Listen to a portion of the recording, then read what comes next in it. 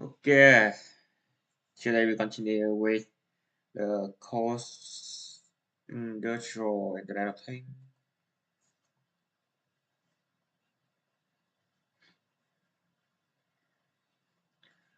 Okay, welcome.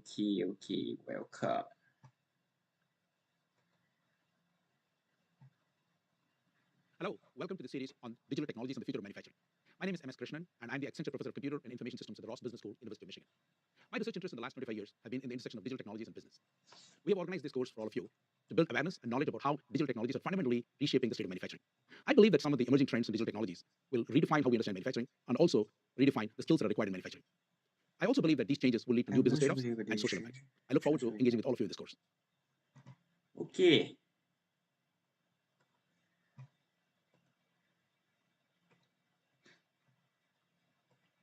The learning objectives for us in this course includes the following technologies: sensor technologies, industrial Internet of Things; digital twins technology and how it affects manufacturing, how it's used in manufacturing; additive manufacturing or 3D printing as we know it; and also the social and business implications of these technologies.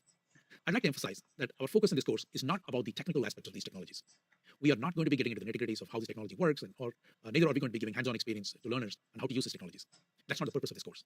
The purpose of this course is to focus on the business aspect of these technologies. So specifically in each of these individual technologies, our learning objectives have been organized in a framework to address the following questions. We look at what this technology is about and how it works. We look at the successful implementation of these technologies. While many organizations invest in these technologies, only few are successful in solving business problems and showing business value from these technologies. We'll try to understand why that happens and what leads to success. We will also understand specific examples from real-world cases, and we'll understand the business value benefits and business advantages coming from these technology capabilities. We'll also dwell into the risks and challenges, because all these technologies, while they bring a lot of benefits, they also do bring some risks. It is important to understand what those risks are and how do we manage and counter them. And finally, in each of these technologies, we'll have a section talking about the future trends in these technologies in the next 3 to 5 years. Our learning mechanism, learning together, will include video lectures, as you're seeing now. We have industry experts from several organizations across the globe coming in, sharing their insights, their learning experience in this course, that we'll be able to look at and listen to those conversations and reflect upon them. And we'll also bring some case studies.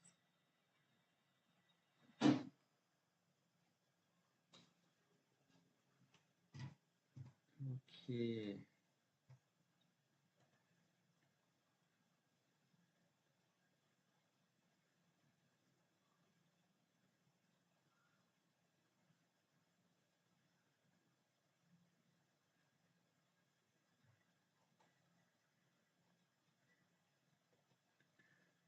Yeah, information. Hi.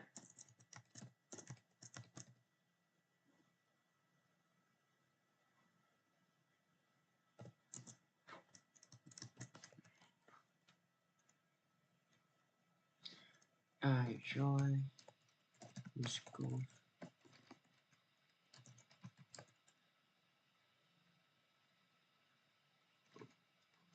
Oh,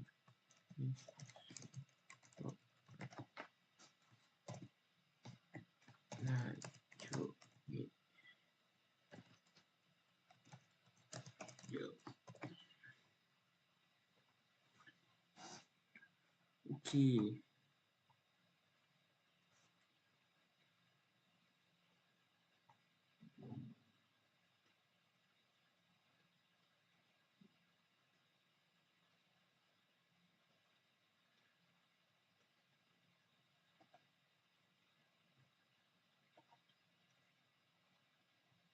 Survey.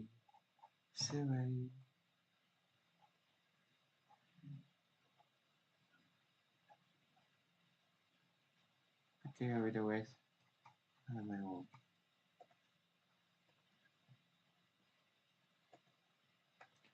Okay. Digital technology trend in manufacturing. Before we talk about the future of manufacturing, let's look at the past and the history of where we're coming from. In fact, if you look at manufacturing before 2015 or so, around roughly around that time, it is often called, what we say, Industry 3.0. This state of manufacturing at the time. And if you look at, Industry 3.0 is all about automation at a unit level, a lot of focus on continuous improvement of processes, lean process techniques, and lean process management, and focusing on productivity, quality, and of course there was some digitization. Now, if you look at on this slide, what we have on the left-hand side is the Industry 3.0 before 2015, or a few years before that. But what you see on the right-hand side is a more popular, term often used now called Industry 4.0. Industry 4.0 is the digital transformation of the Rust Belt manufacturing industries to smart factories using some of the emerging digital technologies that we will be talking about in this course. Now, some of these technologies are bringing new levels of transparency, new levels of connectivity, and new intelligence, both machine and human intelligence, working together, and hence allowing manufacturers to completely reimagine their processes end end to end, starting from supplier engagement on one side and up to customer connection on the other. So the entire process of manufacturing can be reimagined because of the capabilities that are coming with these technologies. Now let's look at technologies of digitalization of manufacturing. Now automation in manufacturing is not new. In fact, if you look at this picture on the slide, and if you visited recent a manufacturing facility, maybe even say 10 or 15 years back, maybe a relatively modern manufacturing organization shop floor, you certainly will have seen robots like this. Because my point is, robots in manufacturing has been there for many years. They're not new, and so that kind of an automation has been there in manufacturing, to replace specifically tasks that has been difficult to do for humans. Digitalization has also been there in the process and various other ways in manufacturing for many years now. For example, computer-aided design or CAD has been used by manufacturers for more than 20 years now, where they capture the digital information of the every part that goes into the product, and they actually organize and optimize the design and put it together. And all those pieces have been captured in the CAD computer design and also to some extent computer manufacturing. The software called the product lifecycle management software, PLM software, allows for manufacturers to digitize the entire new product development process, and that has been in use almost for 15, 20 years or game, right? We all know about the ERP, or the enterprise resource planning software, which digitizes the business processes of manufacturing, starting from operations, finance, HR, and you name it. So this actually brings together the entire business process network inside the manufacturing organization in the software. In addition to this, manufacturers also used what I call as the programmable logic controllers, and this has been in use for many years now, where you're able to program the behavior of a particular machine depending upon specific inputs and the logic in it. And basically, these programmable logic controllers bring in a new level of flexibility for manufacturers to use a machine in different contexts. So these technologies have been there in manufacturing. I mean, digitization is not new. So what is new, and why this Industry 4.0? A lot of hype about this Industry 4.0 concept.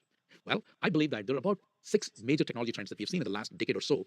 As they are coming together, I believe they are going to fundamentally transform every aspect of business and also specifically the manufacturing industry. I first start with ubiquitous connectivity. For the first time in the human world, we are able to connect billions of people across the globe, through high-speed connectivity. And these people, they could be in developing world, developed world, and you name it, right? And that has profound implications, because when people are connected, then they are more informed. When consumers are more informed, they better understand. They start to understand their needs, in a different way, and that starts to begin some implications for manufacturing. The second, pervasive digitalization. Now, by pervasive digitalization, I don't just mean the automation of process with digital technology, but more interestingly, the embedded intelligence that is coming into both product and processes. And this pervasive digitalization of product and process now is enabling manufacturers to connect with consumers in multiple ways through their products or processes. Third, the emergence of cloud computing. The access to high-speed computing was a privilege only for manufacturers with deep pockets. However, the advent of cloud computing has pulled this entire computing capability into central cloud, both the logic and data, and allowing access, ubiquitous access from anywhere you are, and both to large companies and small manufacturers, and hence democratizing the access to this capability. Next, the advent of big data analytics. These technologies are bringing real-time data, in enormous volume, and at the same time, the advent of both machine intelligence and human intelligence to come together to solve problems. I think that is new and bringing new capabilities for manufacturing. Next, the advent of social media is again, bringing for the first time in history a platform where consumers and citizens can connect on a single platform across the globe. And this is allowing consumers to learn from each other and learn new concepts. And also, these platforms are allowing manufacturing firms to learn more about the consumer behaviors, wants, etc. Last but not the least, the emergence of smart sensor networks. There's been a significant advances in sensor technologies in the last 2 decades. The costs significantly have come down, and hence these smart sensor networks are now offering new capabilities for manufacturers to build new levels of visibility and build new logic for different behaviors in the processes. And that is allowing to reimagining processes that was traditionally well understood in manufacturing. And these processes, reimagination of these processes, is going to bring completely new value proposition, but for all the stakeholders of manufacturing. So in summary, if I put all these 6 trends together, I believe that we're fundamentally changing the big shift. We're seeing a big shift in terms of how we understand manufacturing, how we automate manufacturing, and how we manage manufacturing. In fact, the shift is going to be what we talked about in Industry 3.0, where the focus was a lot on unit level optimization and unit level automation, and also focus on more processes and process improvement, way of solving problems, and that is more continuous improvement based. To what I see in what I show on the right hand side of the slide is a new way of capturing real time information from every aspect of the manufacturing process end to end, so that you can, through sensors and through various other technologies and connectivity, you can bring the full visibility, virtual visibility of the manufacturing operations in a central war room, and where managers, he or she, can manage this process sitting in this room and tracking the live operation of every process, every asset, and every moment within the manufacturing plant. Interestingly, if you add cloud computing, as we talked about, is one of the tech trends. Now, this entire capability that you see in a centralized war room in a large manufacturing facility, this entire data can now come back into the manager wherever he or she is. The manager could be, she could be sitting at home, but she could actually get access to the entire monitoring of the manufacturing, entire live operations of what's going on in the plant, and she can take decisions, she can get insights from the data, and she can, in a way, manage this entire operations remotely. So in summary, what is the shift from Industry 3.0 to Industry 4.0 we're talking about? Well, as you can see in the slide, this shift is away from unit level automation, and it is away from just process-focused approach to solving problems. It is a shift away from focus on incremental continuous improvement. Basically, more and more Industry 3.0 focus was on incremental changes, incremental improvement on a continuous basis, which is good. But what you see on the right hand side is the Industry 4.0. Because of these new capabilities coming with these emerging technologies in use, we are able to look at managing the entire manufacturing process, be using real-time data on a common cloud platform, integrated platform, and bring in embedded intelligence both into the product and process, and put all these things together to fundamentally reimagine the processes and not just about continuous improvement. Now, this reimagining of these processes would actually lead to new value creation for across the stakeholders in manufacturing, whether it's suppliers, whether it's employees, or consumers. I believe there's a profound change that we are seeing in the manufacturing industry coming from the application of these emerging technologies. Ding, ding, ding, ding, ding. Ding, ding, ding, ding, ding.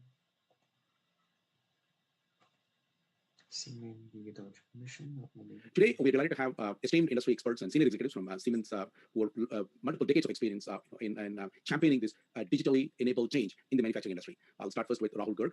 I'm Rahul Garg. I'm responsible for the global industrial machinery business inside Siemens Digital Industries software, and excited to participate in this discussion. Thank you, Rahul. Bill? Yeah, hi, my name is Bill Butcher. I'm the global marketing leader for the industrial machinery team at Siemens as well. I've been working in the space for over 20 years, focusing on digital manufacturing, simulation, and data management. This is I'm the solution director for industry marketing, working closely together with Raul. I've been in the machinery business now for 35 years. My name is Jim Thompson. I'm the industry leader for the medical device and pharmaceutical industries here at Siemens Digital Industry Software. My name's Ian Haddon. I'm a solution director in the industry team. I've got almost 20 years experience in the PLM and manufacturing space. Rahul, I would like to first start with you based on your rich experience and also the experience that Siemens has had working with the manufacturing industry, shaping the technologies and the platforms that are used. If I ask you to comment, how is this digital technology revolution, how is it changing manufacturing, and what are the new kinds of trends that you're seeing? So thanks. First of all, I want to just take a step back. If you look at manufacturing, many times the perception is this old oil and hammer process, right? That's what's happening on the shop floor. That was many years ago, and it's dramatically changed the way things are now produced and made. And that originates from the product itself. The products that are being made and that are being delivered to end customers, they are highly complex. They are an integration of electronics, of software, of mechanical parts, all that have to work together. So to deliver those products as well that end customers are looking for, they have to be manufactured in a complex way as well. That introduces a lot of complexity. And as part of that whole process, while companies are trying to deliver on the solution or on the product that the end customer is looking for, there are many compelling challenges that they face. The first one is what we call as consumer-driven customization. I think the whole idea of personalized products, the car of one or the device of one, which is personalized to your specific needs. That requires a big change in the way the product itself is designed so that you can incorporate the end customer's needs, and then the way the product is manufactured. So you have to make sure that you have the exact specifications for that individual product, and those are configured into the engineering and into the manufacturing process. That manufacturing process changes where you are trying to make one unit at a time. That introduces a lot of complexity. The assembly line process, which was there in the past, where you would roll out the same vehicle on and over again with a different color, if you will, is no longer the same. You have to configure each vehicle to each customer's specific needs, and they are individualized for that specific customer in terms of how that machine or how that car or whatever else will perform. So that adds a lot of complexity into the manufacturing process, and it really makes it very hard for these companies to ensure that they can deliver on the promise while still maintaining their operating costs and their operating margins. End of the day, they still have to be a profitable business. So that adds a very complex dimension into the way companies can perform, and that's why the need to adopt new technologies, new processes is possibly the only way that they can serve this dilemma and this complexity that they're facing. Great. So thanks for that, Rahul. So you're talking about, can you give me specific examples of technologies that are actually enabling this personalization and how these complexities are reduced? There are two key aspects in terms of what technologies can be used. One is using technology to enhance the process or using technologies to enhance the functioning on the shop floor, things that can be used to make the products produce better. And then the second piece is improving the process. You cannot underestimate the need and the value of improving the overall process that can be used to manufacture the equipment or the product that you're looking for. Because the process is going to give you that flexibility to have that individualized product produced. Because unless you have a well-defined process that can take care of these different needs, you will not be able to produce that end product that you're looking for. So there are many key technologies that are helping in that whole process. Some of the key things are what we call as the digital twin of production. The digital twin of production allows you to evaluate your complete manufacturing process before you actually start making anything. There are capabilities around additive manufacturing, around AI, artificial intelligence, machine learning, AR/VR, which allows the operator to become more efficient to use the equipment on the shop floor, as opposed to learning every time and having only one view. Taking advantage of things like augmented reality or virtual reality allows them to quickly learn new ways of doing things. So there are many new things that are coming in robotics that make a big impact in terms of how things get manufactured as well. Okay.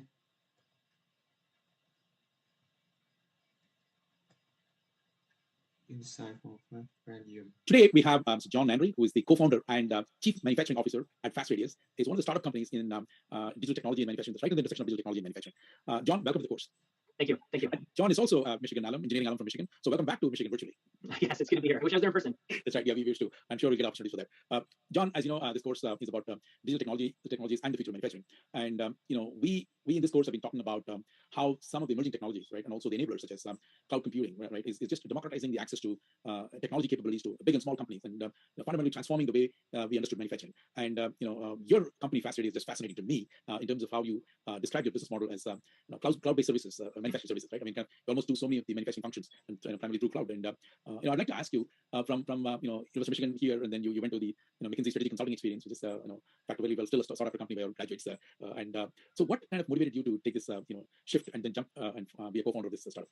Mm-hmm. Yeah, absolutely. So my whole life, I've loved building things. I grew up outside Detroit. Cars are in my family for generations in the automotive industry, and I've seen how important making physical things is for the world, our country, our communities. And so that's went to Michigan, studied engineering, went to McKinsey, and focused most of my work there on industrials companies. Typically in the manufacturing operations functions. And it was always very excited about how you bring new products to market, new things to market, or figuring out new ways or innovative ways of making things that kind of fundamentally enable new experiences for the customer or outcomes for the business. And so while I was at McKinsey, I worked on some of our initial work in Industry 4.0 as it was starting to become called, and helped to create what we call the digital manufacturing practice, and help my clients think through the impact of technology on their operations, and how you drive incremental value for the business and the customer, and then how do you go deploy that out across your factory network.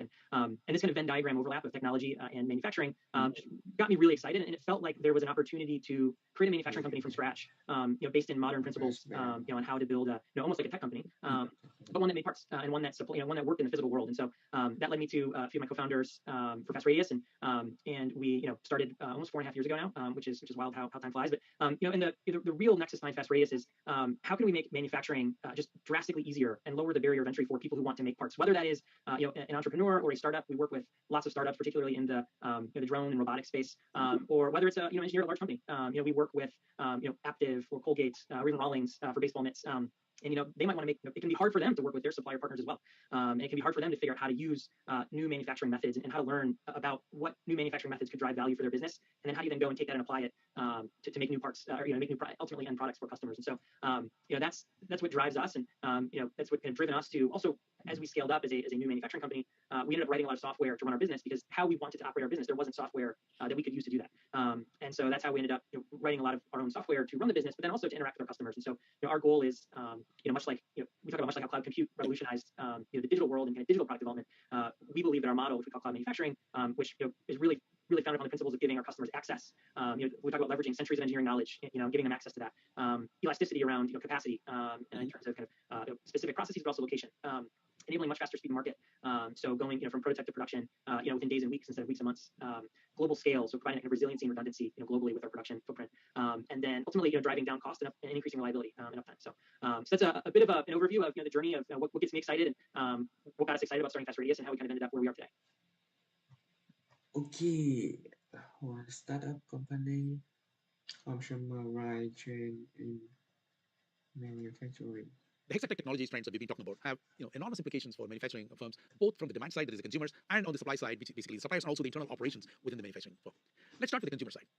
The trend we talked about, ubiquitous connectivity. That means consumers are more connected now with high-speed network. That means they have more access to information. They have access to other consumers. They have access to social media, so many other platforms, which means they are more informed. And this informed consumers are actually evolving to recognize the personalized experience that they need, right? So in other words, the trend is more towards what I would call as personalized experience. In fact, this topic of how digital technologies, the hexatech technologies, as they come together, how they're fundamentally reshaping the structure of business models across industries. This we researched almost 12 years back, and I co-authored this book with late Professor C.K. Prahlad, where we said that these digital platforms are now going to fundamentally alter the structure of business models, moving away from manufacturers producing products at scale. Basically, scale manufacturing is going to transform into what we call as personalized experience, one customer at a time. Basically, it will not be manufacturers selling the same product to all customers, but the manufacturers will be personalizing the experience for one customer at a time.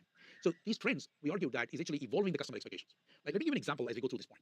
Sitting in Michigan, of course, we cannot forget our auto industry, right? Let's look at auto manufacturing. Traditionally, this industry, used to operate in the following way. The auto manufacturers will invest a lot of resources and capital into designing a new product, a new car, and then they will take that to the market and sell to the market.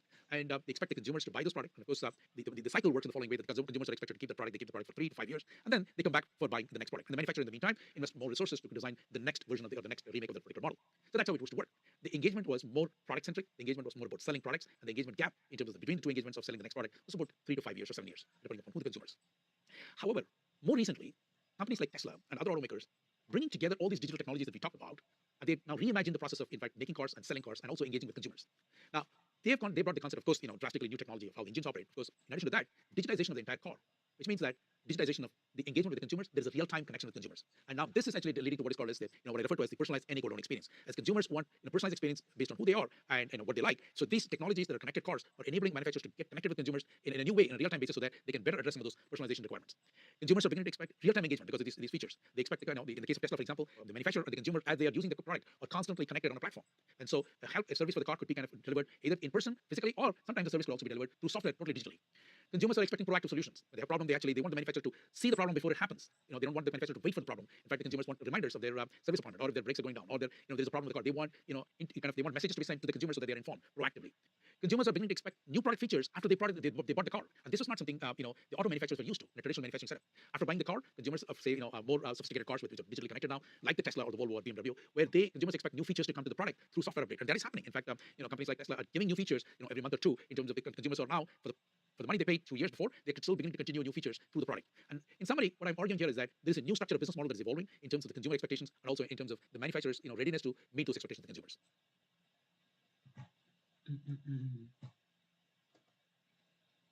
Organization challenge in digital transformation.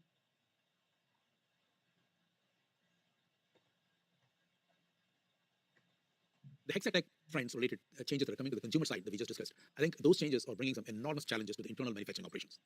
Let's take, for example, the demand for personalized attention from consumers. We talked about the N equal to 1 personalized experience demanded by every consumer, right? If you just bring that expectation into the manufacturing operation, it does not connect with how traditionally manufacturing operations were designed. Traditional legacy manufacturing operations were designed for manufacturing at scale.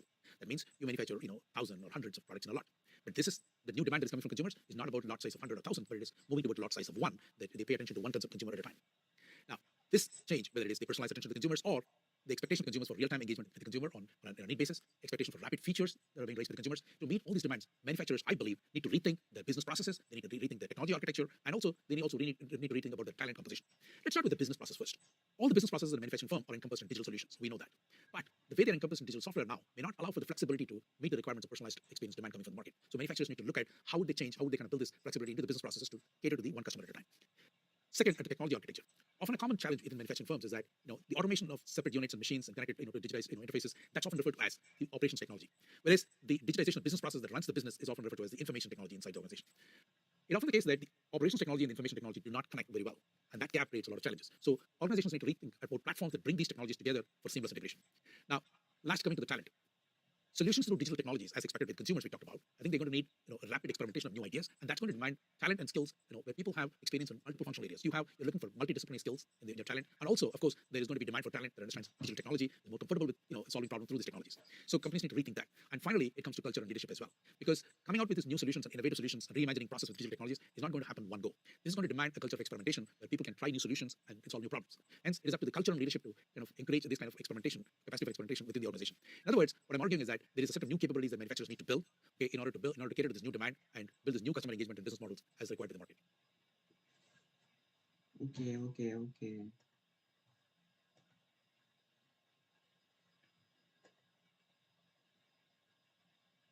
So Bill, I would like to kind of post that a related connected question from that. We just heard from Rahul in terms of how technology is bringing these new capabilities to manufacturing and enabling them to go towards personalized products. Your experience, you worked with many of Siemens customers. How do you see that the customers are coping with this in terms of what kinds of challenges are present in introducing these kinds of technologies? Especially could you comment this starting from the incumbents in manufacturing who've been there for many years and who have perfected the traditional way of manufacturing? What kind of challenges are they facing? So I think one of the biggest challenges that's hitting the space right now is complexity, and complexity is driving these trends and these curves that are advancing the industry. It's not just complexity on it's not just complexity on how to achieve the consumer-driven customization or lot sizes of one without a mass production environment. It's how to take these legacy operations that have worked with these OEMs for so long and adapt quickly, right? You're talking about taking legacy processes, legacy data, and changing and digitizing a process before, which might have been handled by paper or Excel sheets, even in some mandatory ways, but they worked at this point. The results there is the risk that they are introducing in the system is low collaboration and these silo teams, and many of the OEMs rely on written instructions for communications, and each time that a copy or an interpretation of data is introduced, it takes painstaking efforts to make sure that the integrity is followed all the way through the process from design all the way through manufacturing. And if you do not have the digital twin production, if not digitalize your process, you're not working towards automation and connecting all these individual pieces from beginning to end of the manufacturing process. You're bringing risk into your environment, and that's the challenge and the trade-off that these OEMs have to make. And what's the level of risk that they're comfortable with versus the reality is that more competitors have lower entries into the space and have this digitalization technology, and they're able to level the playing field a little easier than they were before because of this technology. And so it's balancing all that on how to bring it in, how to bring your suppliers and supply chain into your digitalization process, and continue to have your stamp in the manufacturing space. Great, thanks, Bill. Just want to follow up on that.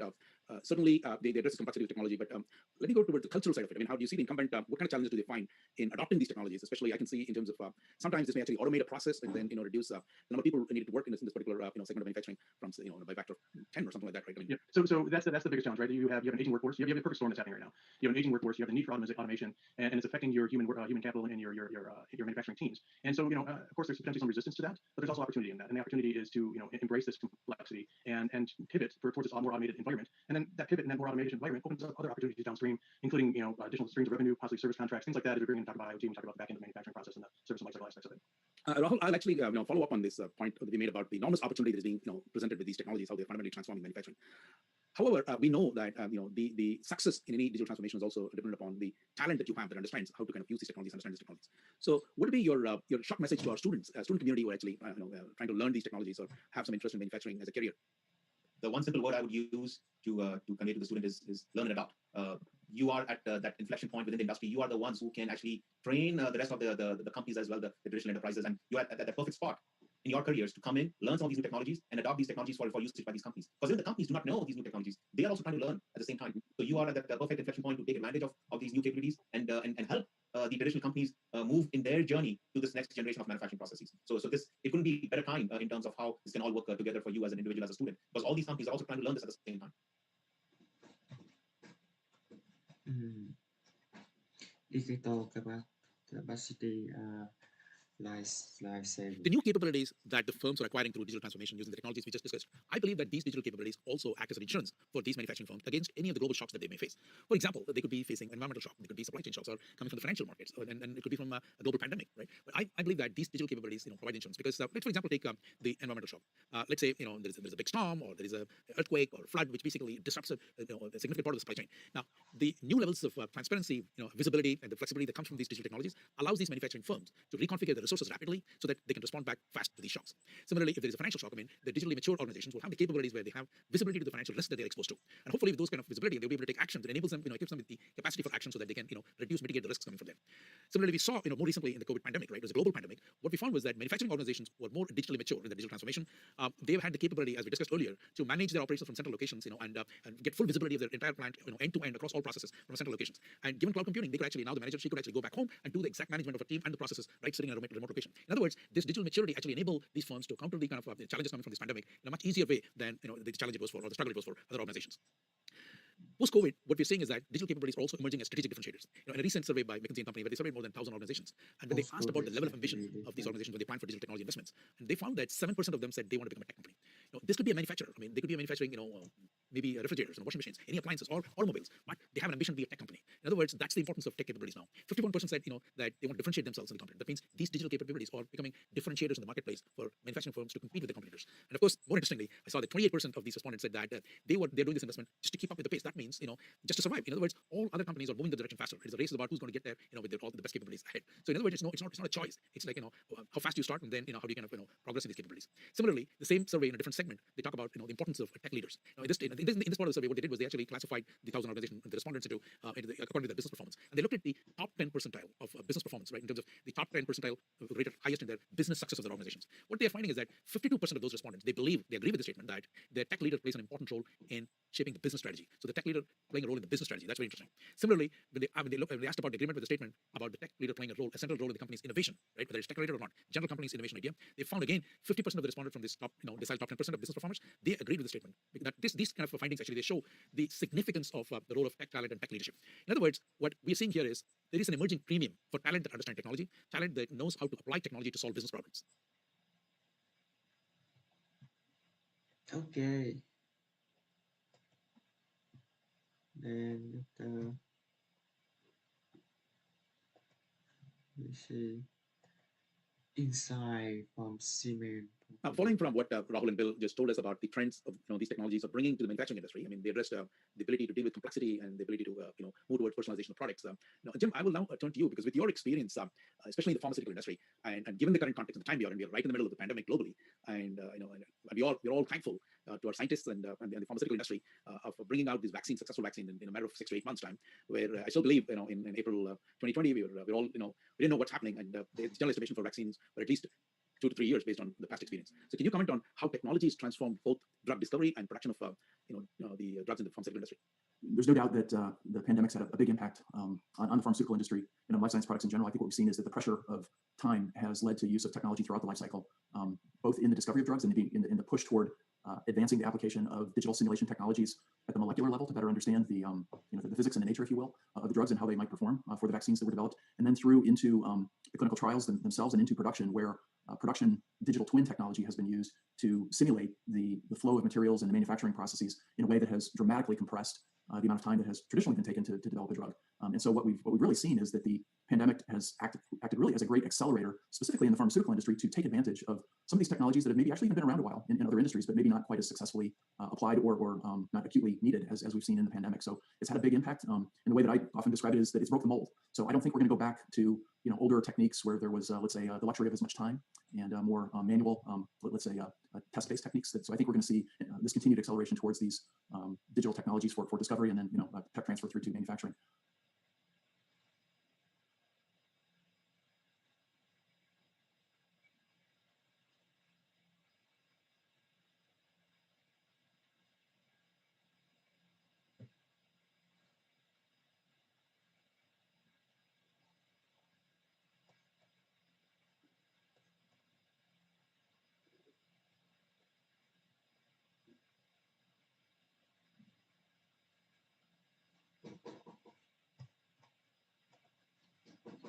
Ok.